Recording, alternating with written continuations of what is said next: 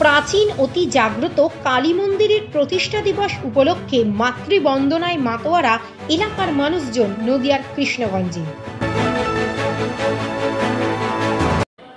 Our channel content only for education and information purpose. We do not promote any violence, criminal activity, crime against women, or self-injuries and communal disharmony.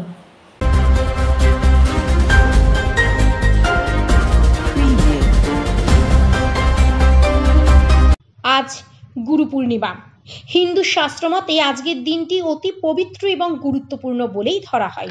আর আজকের এই দিনে নদিয়ার কৃষ্ণগঞ্জের বাজার এলাকার একটি প্রাচীন অতি জাগ্রত কালী মন্দিরের প্রতিষ্ঠা দিবসকে কেন্দ্র করে এলাকার মানুষের ভেতরে দেখা গেল রীতিমতো সাজো সাজো রব। তারা সকাল থেকে আজ মাতৃবন্দনায় ব্রতী হয়েছে। জানা যায় এই মন্দিরটি গ্রাম বারোয়ারির কালী মন্দির নামে পরিচিত। বাজারের মধ্যে অবস্থিত এই মন্দিরটি বহু পুরনো এবং বলা হয় এই মা অত্যন্ত জাগ্রত। কখনো কোনো সন্তান খালি হাতেই মায়ের কাছ থেকে ফিরে যায় না।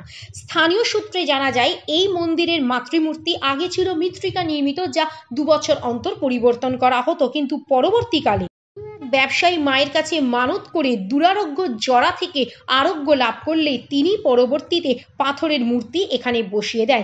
সেই থেকে হচ্ছে এখানে এই মূর্তিটি মায়ের প্রতিদিনের অর্চনা।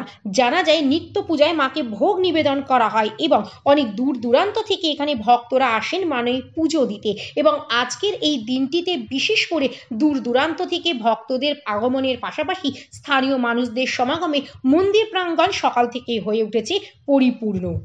পূর্ণিমা তিথি এবং প্রতিষ্ঠা দিবস উপলক্ষে করা হয় বিশেষ পূজা অর্চনা। আজকের এই পূজা অর্চনার বিষয়ে সবিস্তারে আমাদের প্রতিনিধিকে জানালেন মন্দিরের সেবায়েত মণিময় মুখার্জি। আসুন শুনে নেব তার মুখ থেকে এই মন্দিরের ইতিবৃত্তান্ত। আমাদের এই মন্দির বহুদিনের প্রতিষ্ঠিত এবং এখানকার মা খুব জাগ্রত।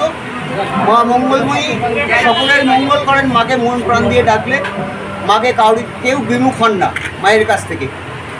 এই মন্দিরে আজকে প্রতিষ্ঠা বার্ষিকী। দীর্ঘদিন ধরে আমাদের এই অনুষ্ঠান চলছে। পুজো, ভোগ এবং পূজান্তে ভোগ বিতরণ করা হয়। বহু বিভিন্ন জায়গা থেকে ভক্তের সমাগম এখানে ঘটে। ভক্তরা আসে, ডালি সাজিয়ে মায়ের পুজো দেন, ভক্তি ভরে পুষ্পাঞ্জলি করেন এবং পূজা অন্তে ভোগ নিয়ে প্রত্যেকেই ফিরে যান। আমাদের এই অনুষ্ঠান সম্পূর্ণ ভক্তদের সহযোগিতায় আমরা করে থাকি।